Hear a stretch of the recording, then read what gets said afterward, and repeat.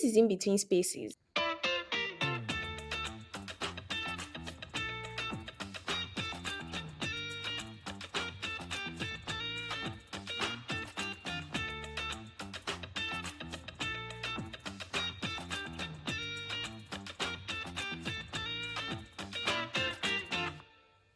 Have you ever wondered what makes a design project really successful? The truth is, success in design can be a total mystery. It can be a successful launch. It can be a smooth development process. It can be 4.0 in usability testing. Or you can just be that nice feedback from your boss of, oh wow, yeah, you really did amazing in this thing. But one thing is for sure, we all want to see our designs out there in the real world, making difference and helping businesses crush their goals. That's why we are hyped to have Atasie Omah on the mic today. So over the years and over the different projects she's been able to work on, you can see the success trail that follows. We want to hear her experience. We want to get insights from her. Were there down moments?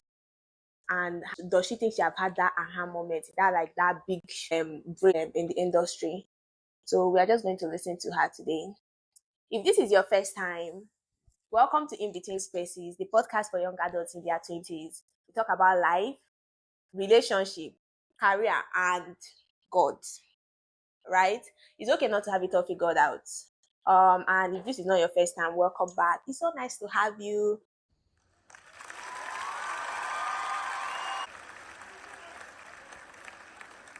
Now let's dive in. Hi, Oman. Thank you for coming on our podcast. Hello, thank you for having me. It's nice to be here. I really appreciate, when I sent that invite on LinkedIn, my brain just told me she might not read her LinkedIn message, and I decided to click on the contact this thing, just sent a direct message, and I'm so happy you responded. Yeah, I wouldn't have seen the LinkedIn till after a week. I thought as much. I'm like, okay, so please, would you like to introduce yourself? Yeah, sure, I would.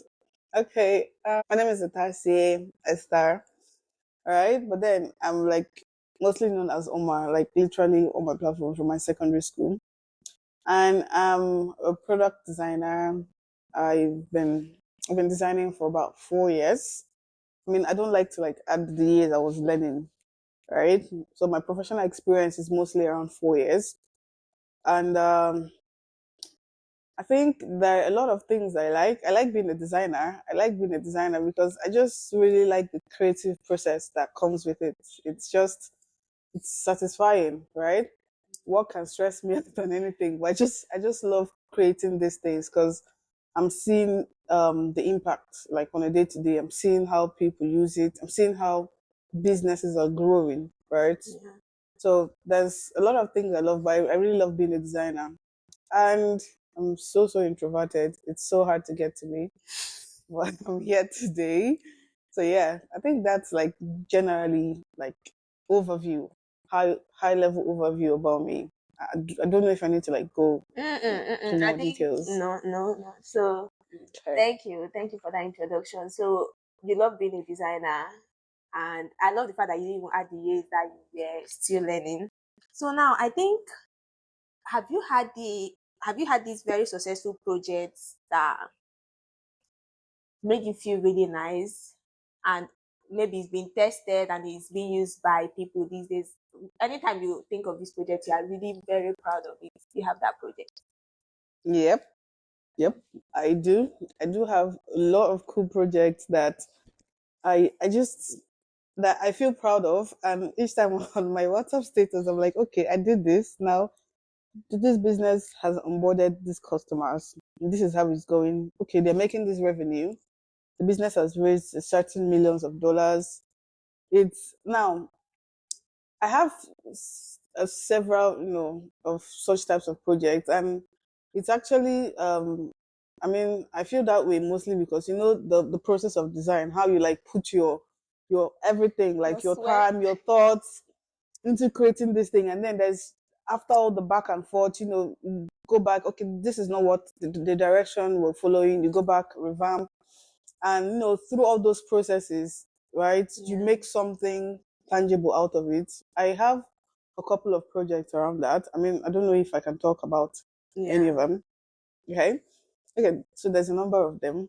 The fact that, so starting out, I designed a lot. I freelanced a lot. I did a lot of freelance. I know how freelance is. You're working on a lot of projects. You have a Yeah. lot of projects.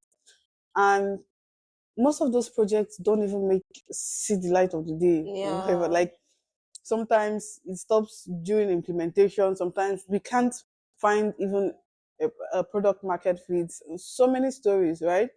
But then I think my favorites would be my products, like the one I designed with Rion.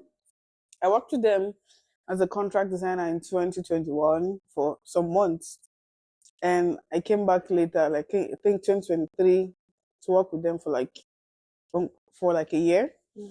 And I think I'm mostly excited about what they're building, right?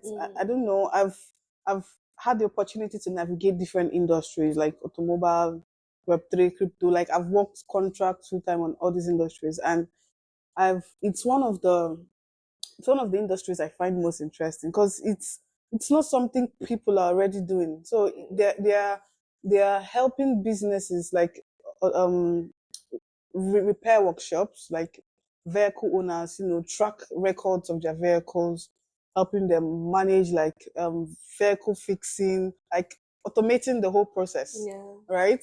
And seeing that it's not like a regular fintech, it's not like what everybody is doing. It's like something unique, You were actually setting the yeah, pace. in the African space, Yeah. because most people have tried. It's not easy. It's like really difficult. Like I think they've had to build for so many years. Like even revamp, like build, okay, this is not what the customers need, go back again. Mm. So being part of those processes, right, and seeing right now where they are, because they've onboarded some customers, they've Nice. closed partnerships, they've raised money. I can't mention the amount, Yeah. but they've raised money, like raised good money. And just it's just exciting to see. And things like this just make me want to do more cool stuff. I mean, not even to get to the work I'm doing now at my Mm. current workplace. It just motivates me to want to do more cool stuff, and like all that process paid off. I I think really that's it like for me. it. So I'm so excited for you. Like there's that fulfillment that comes with, so it has gone to development and it's now like this is my project. Like I randomly just go to App Store and I just can't Like type it. I want to be sure it's still there. honestly, I do that a lot. I mean, I do that a lot. I'm like, okay, now this is okay. There's about 200 downloads here. Well, still 200, but it's Yeah, here, I mean I right? need this. It it's very fulfilling. So Exactly. when you were talking, you mentioned having to see your project go through all this phase of so this is not what we want, oh this is the direction we are going now and this is where we are at the moment. And miss any of those stones, do you ever get to doubt yourself at some point, at any point? Does any of the feedback just hit and you're like, maybe I'm not just very good, maybe I'm not good enough? I think this. I think I didn't feel that in the project I was working on. Yeah. I didn't feel that at my workplace because I was really doing it. I was killing it. In my boss's words, you're killing it. I think I was killing it, but there were moments where I doubted myself, and it was during my during when the period I was applying to opportunities. Mm, It was crazy. Like, why are you not even giving me a chance to like talk to me, hear me out? Like, yeah. so I think it was those moments that I doubted. Have I even been joking around? Like, it's as far as I can recall, the interview, the job hunting stages really messed with me. I had a lot of self doubts.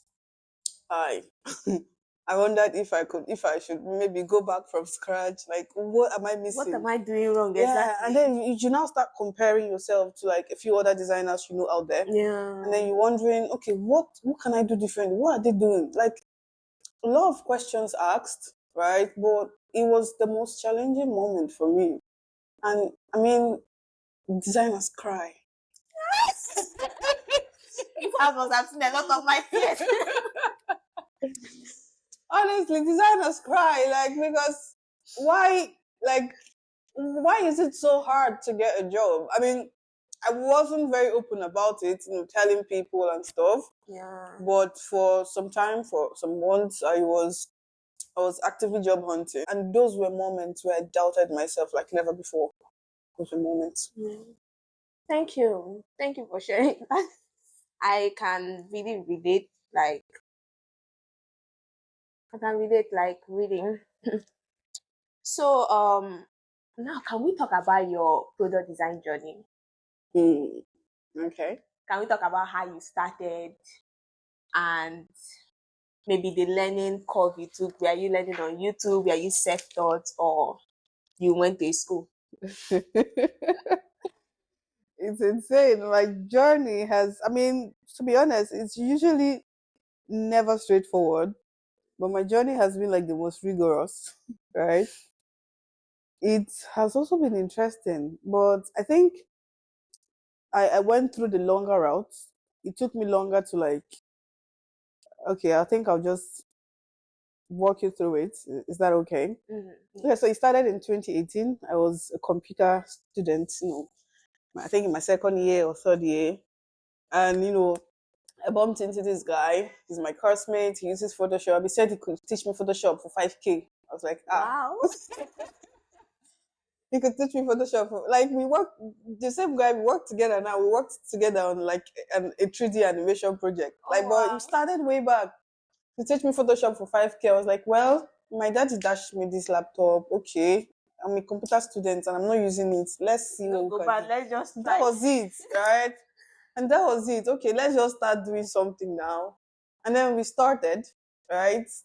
The only thing I was doing is Photoshop, flyer, image manipulation. You know how you fix Photoshop and then the image looks different. You manipulate flyers and you feel like, damn, man, I'm a designer. And then I was ready to start marketing myself. Like, okay, I'm ready to make money now. Bring your logos, bring Yeah. your way out here.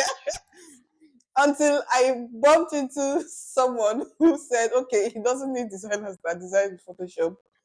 Another like coursemate, Yeah. he posted in one of our community channels because I joined all these communities in school. And then he said, like, nobody uses Photoshop for flyers. I'm like, you're not serious. And then one thing leading to another, he took me to like the senior designer in the community and I learned about Figma. And he said, okay, this is how you do it. Like you know what, that moment where you're so clueless about something that they're showing you how to use Figma to design app. You still go back to design flyer with Yeah. Figma.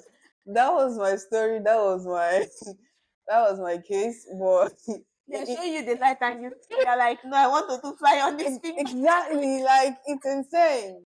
So I I did it for like a year. From 2018, I was doing flyers, logos with the same Figma. They taught me how to design outputs. I was just doing my own, right? So some parts of 2018 and getting to 2019, I started taking the product design seriously. Like, okay, let's start trying mobile screens. Yeah. Let's start trying, and that was it. All right. He taught me Bola Hon. He taught me for like a month or two before he moved to Lagos. He had to come work because I was in school in Imo State, Okay. Nigeria. Yeah. So I had to continue. Okay, so he has moved. The person that was teaching you the Figma that you Yeah. were busy doing flyer now, the main product, you have to like learn it. Like you have Yeah. to learn how to navigate. So the process was slow because I had no mentors. Like the people I knew then are like the engineers, like business people, developers, and I had no design mentor. Like, okay, you have to figure your stuff out. It took time, really. From that 2018, I was just dabbling about, okay, let us try these different YouTube videos. I jumped to YouTube. This is it. I think the breakthrough for me started when my friend invited me to Twitter 2019. I was like, Okay. why not come to Twitter and see what other people are doing? Maybe you can have, because I was really clueless. I was just doing different things that you don't even know if you're making sense, to be Yeah. honest. And there's no benchmark or there's nothing like this is roadmap of this is the next thing you should do after Exactly. this step. I didn't even have specific goals. Like maybe I was trying to get a job, or I didn't even know what it was like getting your portfolio out there, applying to jobs. I didn't know. Yeah. And then my friend just told me come to Twitter, and then I signed up on Twitter, showed him some designers to follow, And then I was following this designer, seeing their work. I was like, I've been Jesus, sleeping. what have I been doing? Like, okay, how is this designer able to design? I now go through their profile. They've been designing for like 6 months, 7 months. Like, I'm like, okay, how? Yeah, there are moments where you feel like you're doing so well. I mean, it's not the best experience to compare, but sometimes you have to compare, to actually know where you are, right? exactly. So I did that comparison, and I figured, oh my god, there's a specific guy. I saw his tracking app. I was like, how do people even think this creatively? How?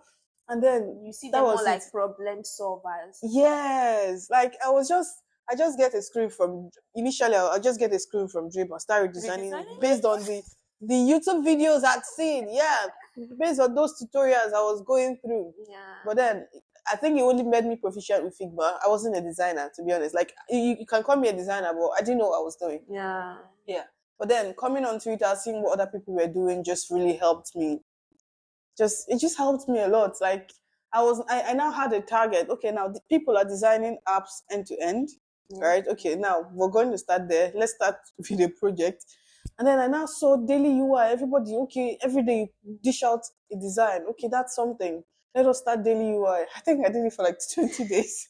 So I was really looking to just do what so many other people were doing. That I tried the daily UI between 2019 and so sorry. Sorry.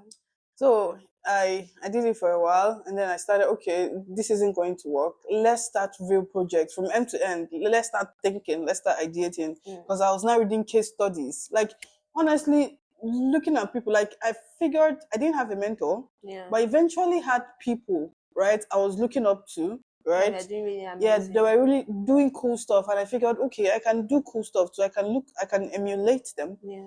and that was what I started doing. Right now, I was doing a lot of research. Now it's not just going to Figma, splashing screens. I was now, and then I got an internship eventually. I got an internship. That was why I started with Learn Factory. It was a remote internship because it was during COVID 2019, 2020. It was during COVID.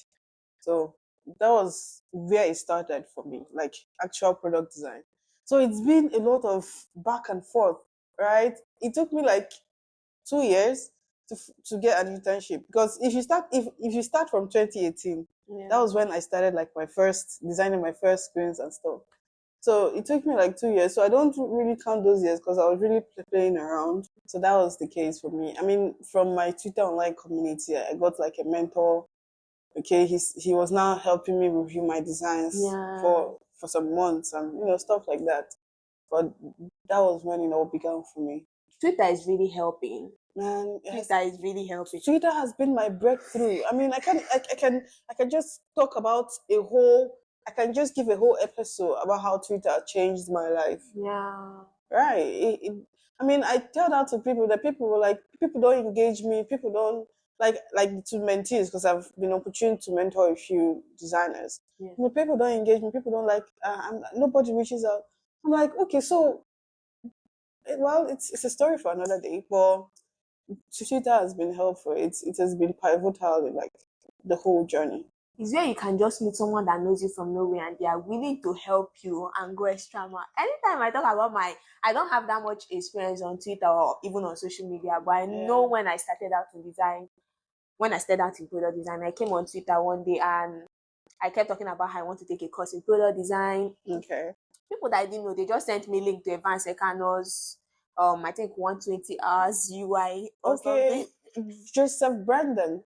Is it Yeah, is it Joseph just Brandon or Evans? I don't know if it's advanced or just but it's very lengthy YouTube video. Yeah, it's a 10-hour YouTube video that I've been distributing among people. No, someone commented that on my tweet. Oh my god. And then I'm like, thank you so much. I'll start with this. And then people start commenting. And then someone just reached out and said, we have this WhatsApp group for people that are starting out in design and all of that. Okay. So I've met some really cool guys on that group. I will still talk about them any. I think Twitter is a really cool place. I'm so grateful I met them on Twitter then. Nice. And I haven't been very consistent. Maybe I would have met more people. Okay, so my next question will be how did you end up joining the UILand team? And what was it like building something that impactful, knowing it to touch or change a lot of life because it has?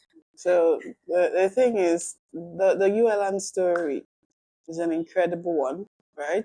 So before I joined them, I was asking questions on my Twitter page. Okay, why is there no more being for Nigeria? Like, okay, why is nobody showing us inspiration from African products? Products. Like, why does it have to be products in the US? Because you know how this design is. It can vary sometimes depending on regions. Like the Yeah. way you design it influences your design a lot. Yeah. So it was a concern, and then this cool engineer, good luck, he reached out, okay, there is UILand. I'm like, damn, there is? And that was it. Now, it was something they were still building, like it was like something they were starting. Yeah. And I reached out to them, nice, okay, you guys have put this out. Okay, can I join you? That was it. I asked if I could join them because I noticed there were two engineers, two incredibly smart engineers. You have no idea. And I Wow. mean incredibly smart. I feel like they're still untapped, like untapped talents. Yeah. I cannot talk about them right now, but they're really good. Right. So I asked, okay, there's no designer. Let me be the only designer. Someone I don't know from Adam. Like I didn't know him Yeah. before now, but you can really tell how friendly a person has to be for them to just bring you on board. At So that point in their project, yeah, actually. it was still at the early stages. I think at the launch stage, I came on board. I started helping them to like improve some areas. When before then there were no flows. We just had the screenshots, and then we started introducing flows, and then I started the redesign. Right. Okay. So the idea is now to redesign it to like improve the experience so that people that are, and keep updating the app. Yeah. So it was just how it started. It was just how I joined them, and I've tried to like be pushing it. Tell designers about it.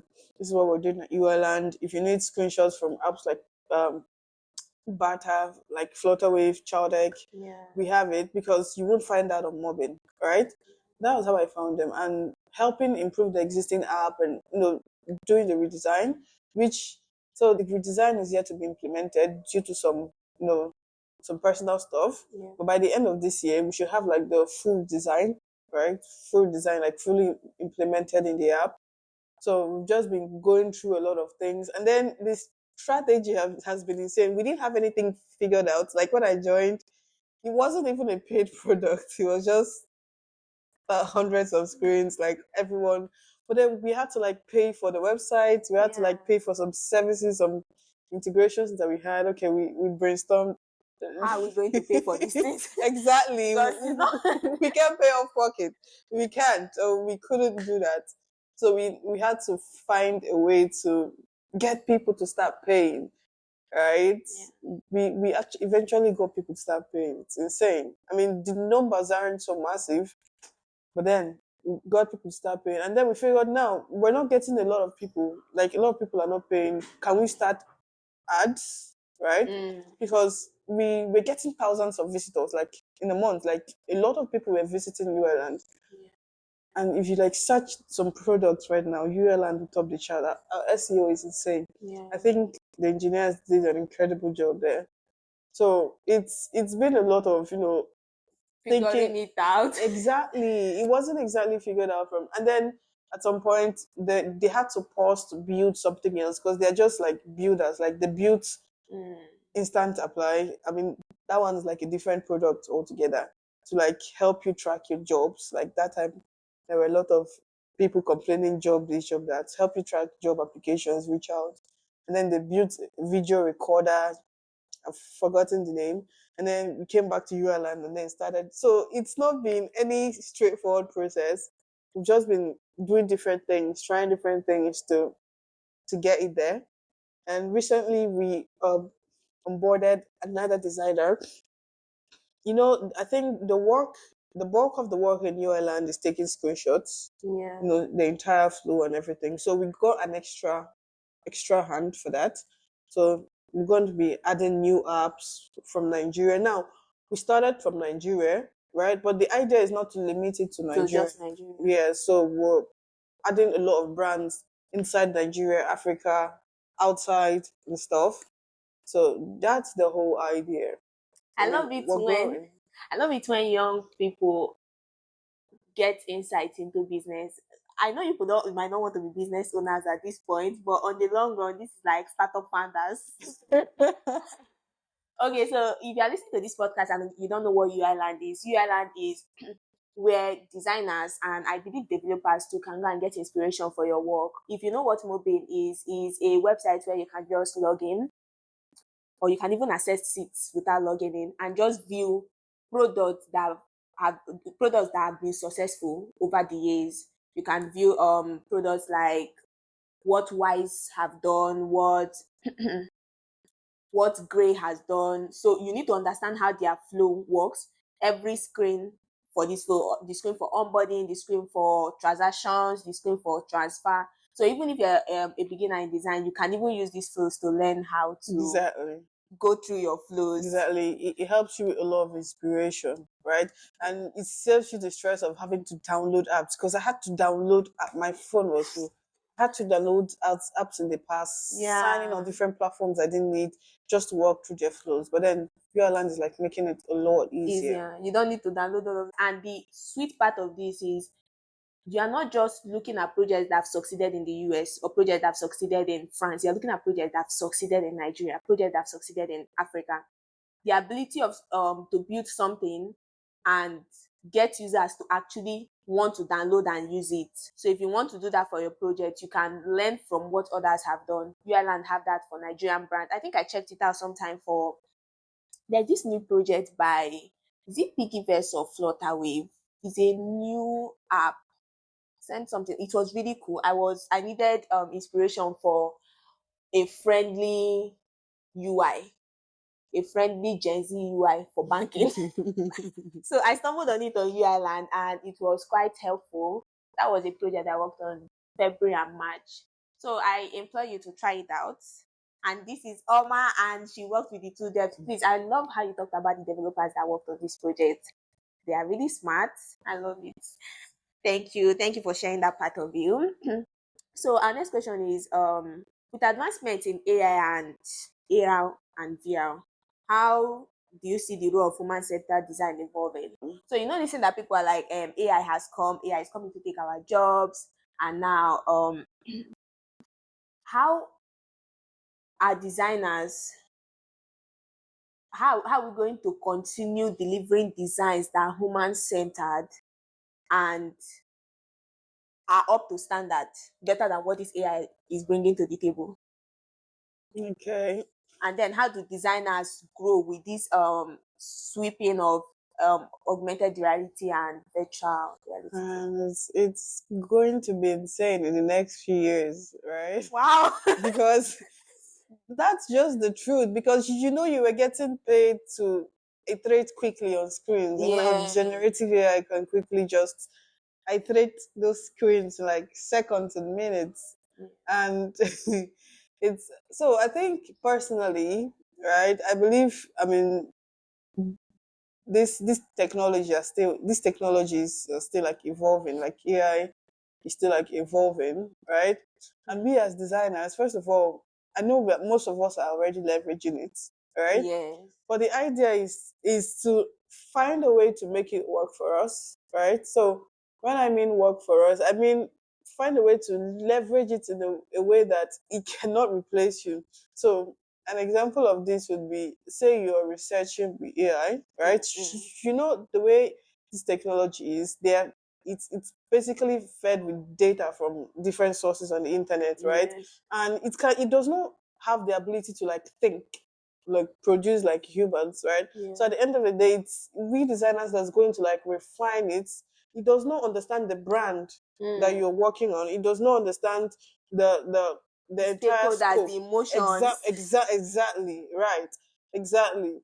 And I think that that's where designers are going to thrive a lot more. And then designers will have to like move beyond thinking of design iterations. You Mm. know, let's quickly to start thinking more into the product and into like the emotions of users, right? Like Yeah. it's going to be like, I don't know, should I say more complex? Like we Mm. have to like start thinking further, right? Yeah. In the way we approach like design problems, in the way we approach, this is how we iterate. We're going to start thinking a lot more into the human emotions, which is what this AI can't really do for us. Like, right? There's only so much they can do now. I know I've seen in movies, right? Yeah. AI technologies that actually, are complex, like read human emotions and stuff like that. But I think it's going to be a while before we get it in the design industry, honestly, because every product differs. Like, different people using it, human emotions are like, it's changing It's every changing minute. the way women. So exactly. So if AI can read in this pattern, Yeah. humans can like navigate, change in different patterns. So it's up to us. We're going to have to go into more depth, getting to like understand our Yeah. users, right? Getting to like understand specific pain points. And we know that AI, by generating designs, AI can't solve that problem, right? AI Yeah. can't really talk to and stuff like that. So I think we have to like, as much as Step we're up. learning to leverage it, Yeah. like there's a lot of leveling up for us to do, like in the way we approach these things. We're moving away from let us iterate quickly on the design to like more into like reading user emotions, right? Reading, like tracking. I mean, there's a really lot of ways AI can help us do this. You know how AI tracks user activities on sites and Yeah. everything, but we just have to make it work for us. It's not going to replace us really. I mean, we just have to like see how it gets to that point. But I know that the best designers are going to be the designers you get Yeah. who learn to make it facilitate the process for them, and are able to like think deeper into like more user perspectives, like beyond what AI can capture. Yeah. You get what I mean? So it's really really undefined, but there's only so much we can prepare for. That's the truth. We really have to level up, as you mentioned, like level up real well. When I think of this I think of the fact that, like what you said, Okay. if you are able to pull up for your ability to pull up good results from any AI engine, Gemini, ChatGPT, is your Depends on your ability to prompt. ask the It right depends on your question. prompts. Exactly. So you need to actually know what you're asking for. And then Exactly. even when he brings it, so there is It's a this thing I was skill. telling my friend, like he brings the result and I'm like, so thank you for this, but this is not what I want. Can you refine it? Like I literally call it body. It's like my assistant right now. Yeah, there's some I call it. Oh, I've forgotten that word. I saw it somewhere, and I think it's really what it does for us. It kind of augments what we already know, right? Yeah. So I think it's even at a point it's going to be a skill to know how to use it So effectively, yes. because it will be useless to you. Like I talk about it, and you think it's just going to chat GPT. It's more powerful than you can imagine, Yeah. right? But are you using it right? All right, are you asking the right questions? So I think we would have to, go deeper into learning the skill of working with AI, like Yeah. collaborating with AI, Which is actually beyond what just I think is asking supposed basic to be. questions, Yeah. beyond just asking basic, okay, this, that. And you know that AI is getting into the design sector. Like there are AI tools now that generate design, like you already know, Yes. generative design, even prototyping.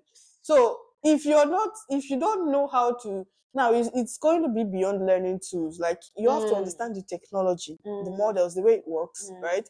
Because I was saying this yesterday, in a session I was having with design chicks. Okay. It's beyond the basic things that we already do now, right? We have to learn to even understand the way it processes things, right? Yeah. Because like I may have mentioned earlier, right?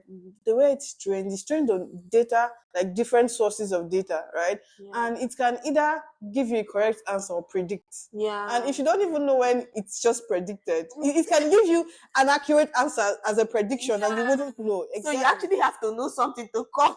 You Yeah. get. So it depends on us at the end of the day.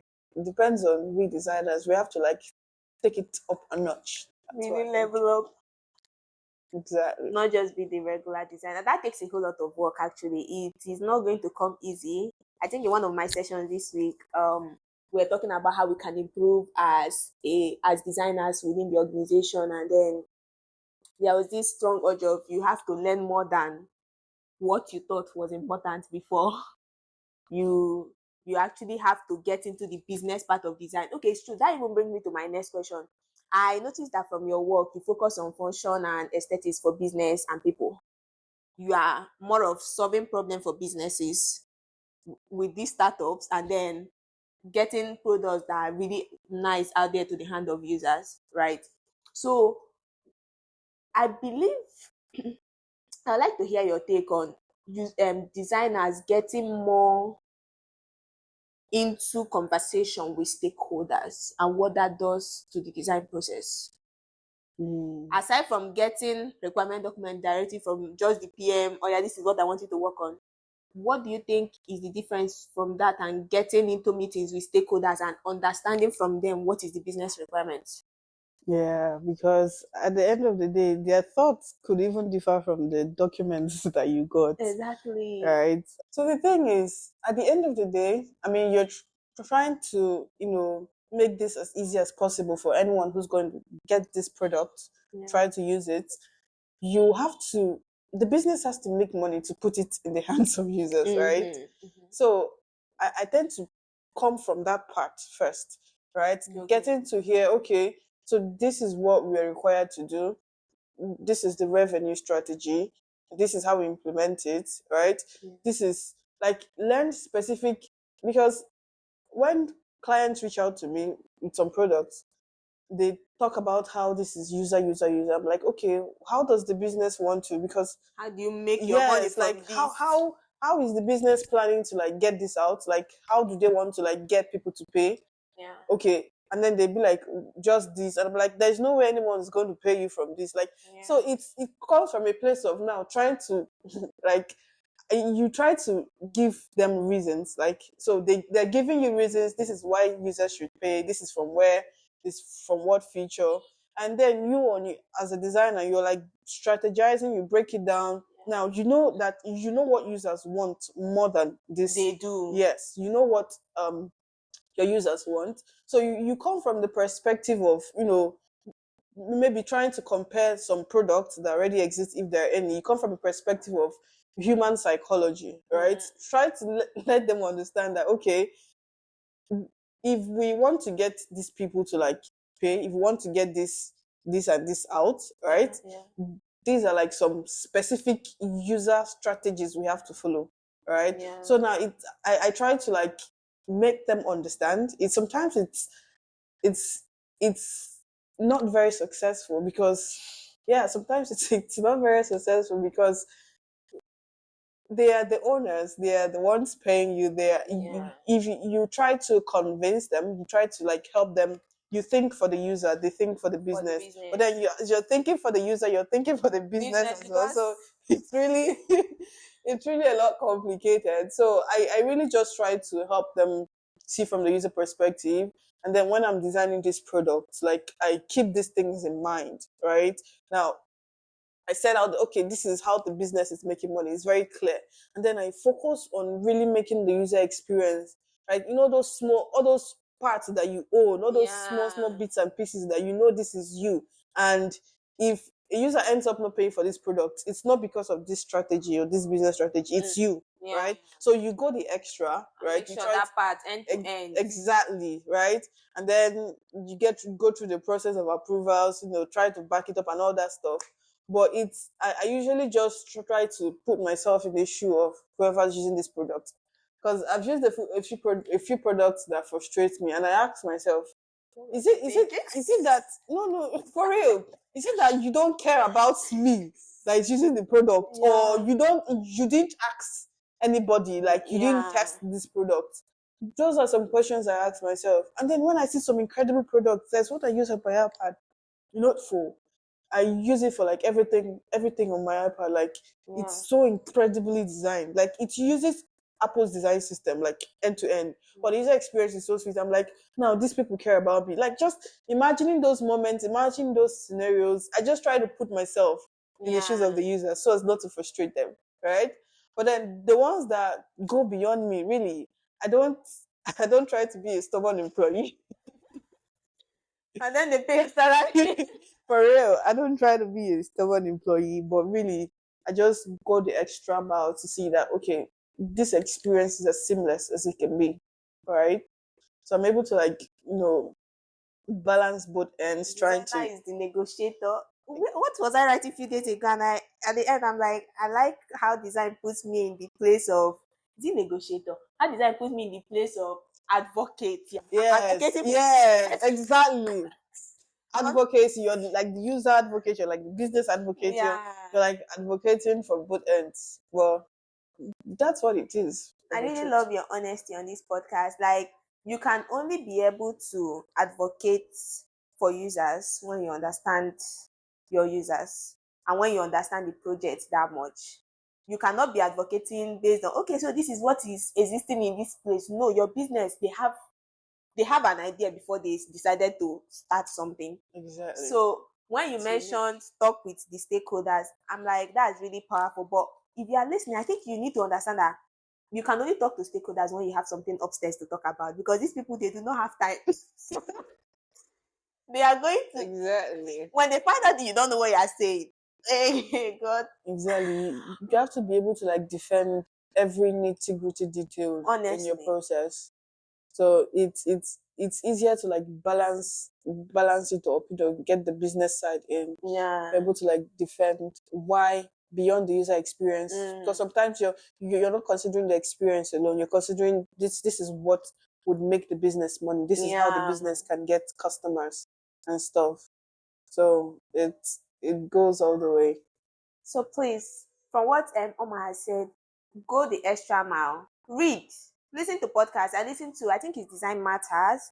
I listen to like 3 different podcasts around design, and it's not just about design. They talk about business too. I think that was something I wanted to learn really early. And for someone like Omar that been able to work on this successful project, you could, if you listen to her talk, you could see the fact that she's able to discuss with stakeholders. They are only going to allow you into those meetings with stakeholders when you prove to your internal design team that you understand what you are doing. How are you going to do that? Read books. Don't just read design books. Read articles on Medium. Yeah, please Yeah. read articles on Medium, and then listen to podcasts. Study. I think there is this not I think. Please, you can go back and go and listen to the episode with Ewalola Sabuwale. One of the comments she made was, I'm not one of the best US researchers. I'm not one of the best in anything. I'm not a very smart person. Yeah, that was the word she used. Growing up, I've always known I'm not a very smart person. So I go the extra mile to study. So study. Mm. So when you, So your excuse is that I've not really always been smart. yeah, or I don't know this thing so much. No, study. There are resources out there. Sit down, and she's married though with kids. And then she goes, oh, because she's really good at her job. And then when I asked her, how are you able to do all of this? Like, I study. I tell myself there are people out there that have been able to do this and I can do it. Mm. So your ability to convey your thoughts to businesses in line with what their users want is only if you understand. And the point she made earlier to your ability to ask AI, your ability to work with AI, which is actually why it was built. I think AI was built to help us. I don't think it's built to take Yeah, our job. replace us. So when she mentioned earlier ability to put in good content, good prompt, and get the right response, that's only if you know what you're putting in, right? So I really advise us to study. I'm advising myself to. I mean, I have a lot of studying to do. Of course, because we never really know it all. You Yeah. just keep getting to different levels, and you have to like really keep learning because we're advising each other. Yep. Yep. So, and for you to be able to stand tall with the design industry today, you actually have to level up. That word she used is really stuck in. You actually have to level up, because go on Twitter, designers are doing matters. Yeah, it's insane. So our ability as designers at any level you are, at any industry you are serving in, to actually stand out, you have to go the extra mile. So as you've heard from her, her ability to work on UILand that we've all seen and we love is her ability to go the extra mile. She reached out to these devs. I don't know if anybody heard that part. I did not shed more light on it. She said she was the one that was like, so they said there is UILand, and she now asked, can I join you people? You have to shoot your shot. Of Shoot course. your shot. How did I get her on this podcast today? Shoot your shot, because that is the only way your voice is going to be heard. Thank you so much, Omar. Do you have any last word for our listeners? Any last words? Any encouragement? Any boost? Mhm. Okay, I think for designers, like our listening audience are designers, right? I think for designers, it's really hard, to be honest. I wouldn't say it's easy. It's really hard because I have a lot of mentees, have people looking for jobs, people already in jobs, and how tough it keeps getting. It's very hard. And I don't know if you recall the part I mentioned, I was job hunting for a while. Yeah. And I was job hunting for a while, and you know what it's like when you eventually get the job, you have to try to outdo yourself and stuff like that. So I'm just trying to say it's not really like easy for, I mean, people you see out there, the designers that come up every day. This is what I've done. Just try to imagine the midnight hours they put in to create that interaction. You're like, ah, man, this looks good, and Yeah. they're consistently doing it, and you're seeing it, and it looks like it's not easy, right? For anyone, it's not. But the truth is that there is no way, there is no point that you maintain consistently improving, like doing your part. I call that doing your part, because as I was like job hunting, I was doing my part, to be honest, like, working on other personal stuff, pushing other personal things. Yeah. Like, that's why I have some templates on Figma community right now. That AI helped me with my research, of course. Yeah. But yeah, you have to be doing your part. I think the job market is insane right now. But if you're on your end doing your part now, making sure that you're not using a meager portfolio, you're not just using Behance. Now, nobody gets me wrong. You can get a job with Behance, but with the way the industry is, you want to go the extra mile. You want to stand out. And Yeah. with Behance, you're not standing out. Mm. Most people that use Behance are either looking for internships, or they've worked with incredible companies like Google that they don't need to prove They are anything. not proving their any point to Exactly. you. You just see their dribble profile, and like their CV speaks for them. Yeah. Right. But for most of us in the African space, it's not really the case. So we have to like learn to go the extra mile. I was advising one of my mentees to try to build a website, try to learn a no code. It's not that you must use a no code. Not everybody. Yeah. But I mean, it won't hurt you to have a personal website. It won't hurt you to learn. That extra Just you skill. don't know you don't know where you're going to need it.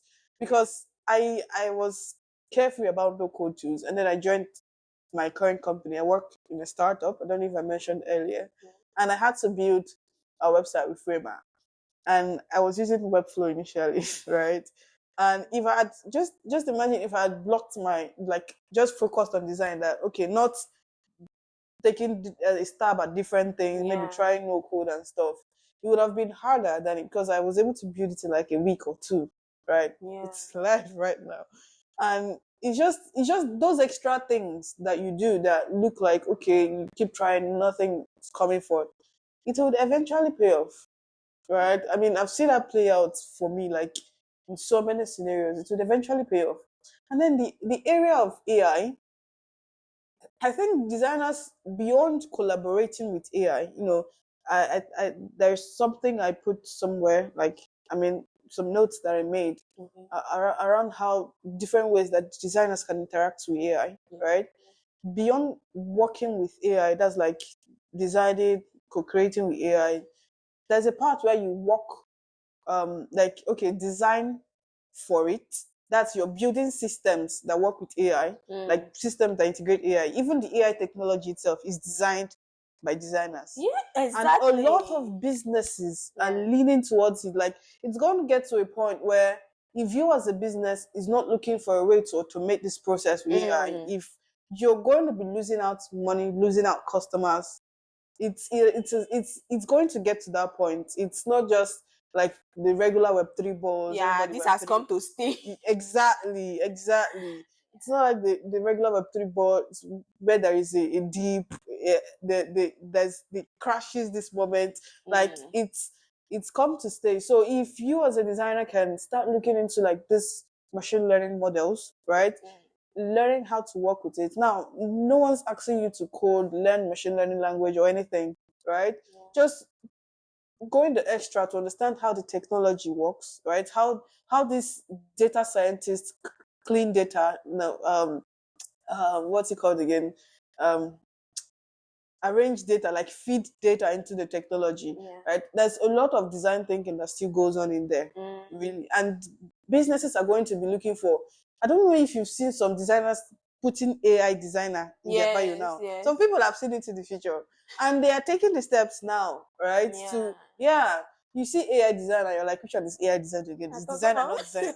That's Yeah. that's honestly the kind of thing you would say, right? Like you can imagine, okay, what's AI designer? Why are you isn't a designer? But then they're taking the extra step to learn how AI can do so many things, make life easier for people than beyond what it currently does. Because I think life, like technology is making things easy now, but it can still make it a lot easier, especially with the introduction of AI. Yeah. So if you as a designer can go the extra mile, if you don't have any projects around AI, maybe just take up a personal project. It can be, you can do it outside your work, take up a personal project, start learning how different ways, because my boss, because the company where I work now, were innovating in the solar industry with AI, right? Yeah. Like it's not, and nobody's doing it. Yeah.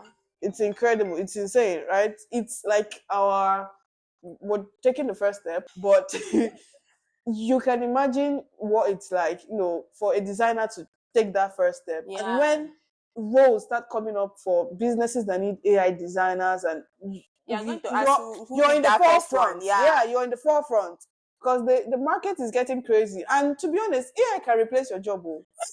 If you're not If you level up. yeah, it can, because you see like businesses generating their flyers using Canva, Yeah. generating.